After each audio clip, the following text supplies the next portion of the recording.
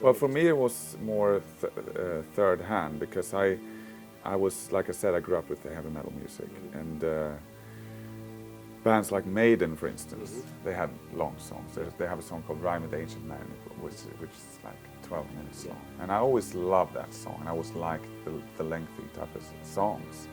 And little did I know that they, in turn, listened to Crimson, Thundergraph Generator, and Genesis, you know. But that's where I started liking long songs. And but when I wrote songs myself, it was by mistake, because I didn't know how to write songs, and all of a sudden they're like a bit too long. But that became something like that became our style, I guess, in the beginning. But now, I mean, now I don't really care too much about the length of the song. I'm happy if I come up with a song that's long, but generally it doesn't matter as much.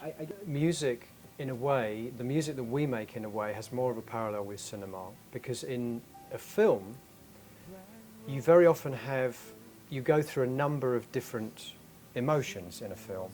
It's not something you normally have in pop music. Pop music, usually a song is a happy song, it's a sad song, it's a melancholy. But in progressive rock, or in the progressive rock tradition, suddenly you have this idea that you can, like in a film, you can have, like, you know, like in a film, one scene everyone's happy, then something tragic happens and the whole mood changes. You don't get that in pop music very much, but you do get it in progressive rock, where you can take, again, this idea of the musical journey, take the listener on a kind of musical journey.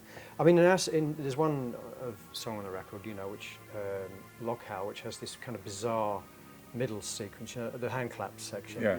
And I think every time I play that to somebody, they smile. It's almost like a musical joke, but it's in the middle of otherwise quite a morose piece of music. But then it just breaks off and goes into this thing that you just can't help grinning when you hear it.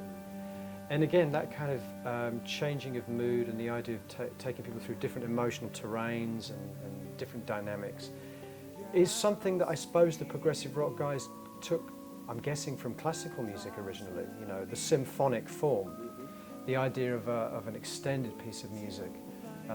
You know, some of the symphonies last for over an hour, you know, don't they?